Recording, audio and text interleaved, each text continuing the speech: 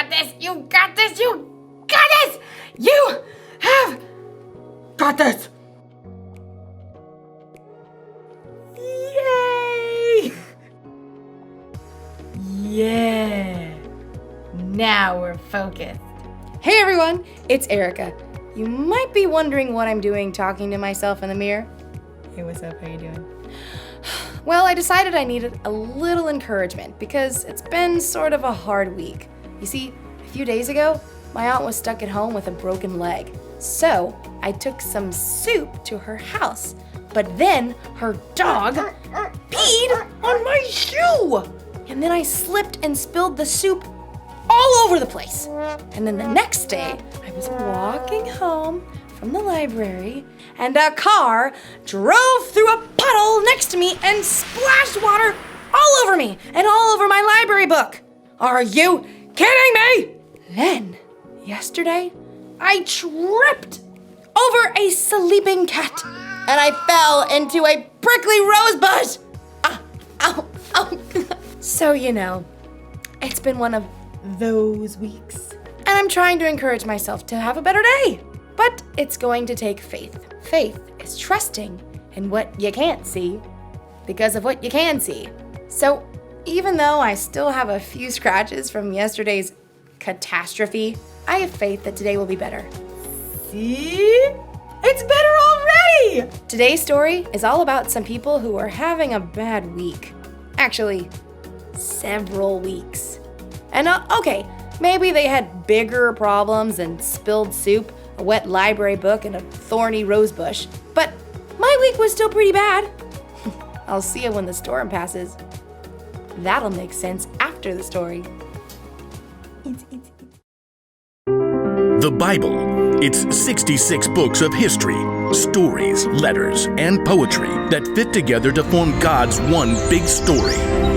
The epic adventure of how He created us and loves us so much that He made a way to rescue us. As we travel through the Bible, from Genesis to Revelation, we discover people who met God and found their lives changed forever. Now, for an amazing story, inspired by the book of Acts, chapters 27 and 28. Paul faced many difficult days because he taught so boldly about Jesus. He was beaten, made fun of, thrown into jail, and run out of town. At last, in Jerusalem, Paul was arrested by Roman soldiers after a mob tried to kill him. He speaks against our law! Get rid of that guy! Paul paced in his prison cell. The Lord stood next to him. Be brave.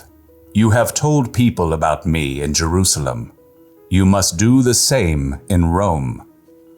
Because a group of Jews were plotting to kill him, Paul was taken to the governor in Caesarea. From there, he was ordered to Rome to stand trial before Caesar. Then, he was handed off to a Roman commander for the sea journey. I am Julius of the Imperial Guard. I am very imperious, but also a reasonable human being. Glad to hear it. Julius allowed Paul to visit with friends as they stopped at the port city of Sidon. From there, they sailed around Cyprus, transferred to a ship from Egypt, carrying grain to Italy. The ship fought against the wind for many days until they arrived in a town on the island of Crete called Fair Havens. It was already well into October, a risky time for sea travel. Men, I can see that our trip is going to be dangerous. The ship will be lost, and our own lives will be in danger. A reasonable concern. The pilot and ship's owner wanted to reach a better harbor for the winter. Pish posh. We can make it to Phoenix. Well, Feel that? Gentle southerly breeze. Perfection. we leave at once. Anchors away!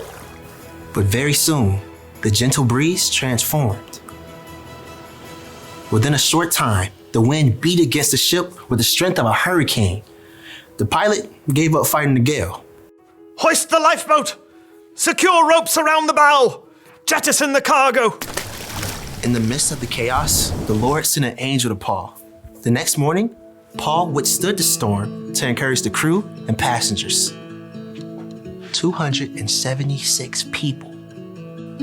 First, not to say I told you so, but I told you so.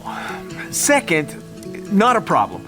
Last night, an angel from God told me, "Do not be afraid, Paul. You must go on trial in front of Caesar."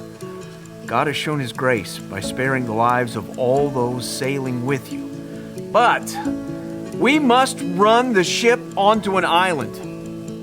On the 14th night of the storm, the sailors realized they were nearing land. The water's only 90 feet deep here. Drop the anchor! The crew was so afraid of crashing against the rocks that they lowered the lifeboats, planning to escape and leave the passengers. Julius, these men must stay with the ship. If they don't, you can't be saved. A reasonable request. Cut the ropes! The soldiers cut the ropes so the crew could not escape. Just before dawn, Paul gathered everyone on board, Shouting above the wind. Not a problem. None of you will lose a single hair from your head. Now, I'm asking you to eat so you can live. Paul took bread and thanked God. He then broke the bread and ate it. Everyone was filled with hope while they had some food to eat as the gray morning dawned. There's the beach! Lift the anchors and we'll run her aground! But as the pilot steered desperately for shore, the ship hit a sandbar and began to break into pieces. The soldiers were planning to kill Paul and the other prisoners to keep them from swimming to freedom. Stop! Don't hurt them! Paul must live! Everyone overboard! Swim to land or grab a piece of the wreckage! Miraculously, everyone made it to shore, just as God had promised. Welcome to Malta. The people of Malta were unusually kind as they built a fire to welcome this large group of wet and stranded visitors. I'll fetch some more firewood. Paul tossed sticks into the fire. Then, a deadly snake slithered out and sunk his teeth into Paul's hand. This man must be a murderer. The gods won't let him live. Not a problem. Totally fine. Paul simply shook the snake into the fire. When the people saw he was unharmed, they decided he was a god. Publius, a chief official, welcomed Paul and the others into his home. Take whatever you need. Paul discovered that Publius' father was very sick, so he prayed. Jesus, please, heal this man. Publius' father was made well. All the sick people on the island flocked to see Paul, and they too were healed. Paul had so much respect on Malta that when it was time to leave, the people of Malta gave him all the supplies they needed. Bon voyage! At long last, Paul neared Rome. The believers had heard he was on his way and traveled to meet him. Welcome to Rome! I thank God for you all. In Rome, Paul was allowed to live in his own home, under guard. For 2 years, he welcomed anyone who came to see him. He told Jews and Gentiles alike the good news of Jesus, just as God promised he would.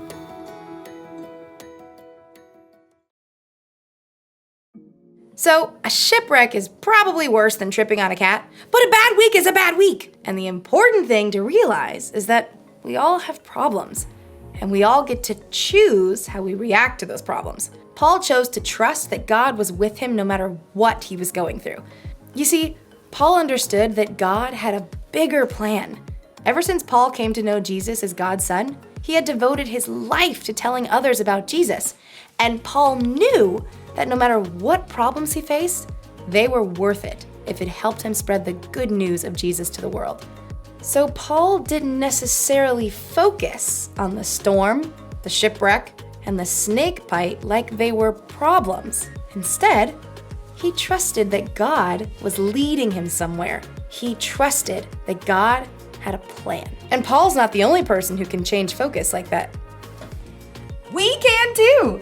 When we hope and trust in Jesus, it can change how we look at our problems. That's the one thing to remember today. Knowing Jesus changes the way you see your problems. When you're having one of those weeks, or months, or years, or whenever we have a problem, sometimes the bad stuff is all we can focus on. But when you know that God has a plan and that Jesus is always with you, it can help take the focus off yourself and put your focus on Him. Whenever you're facing tough situations, remembering that God is with you can make it less hard or scary. So don't forget. God has got this. See you next time. Bye.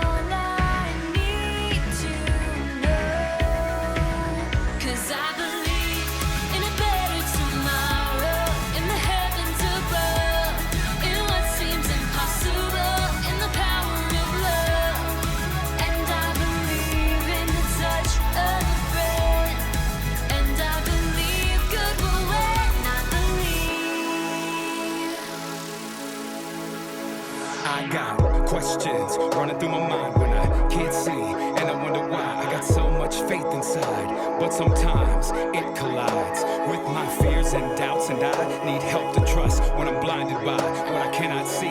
But the evidence in front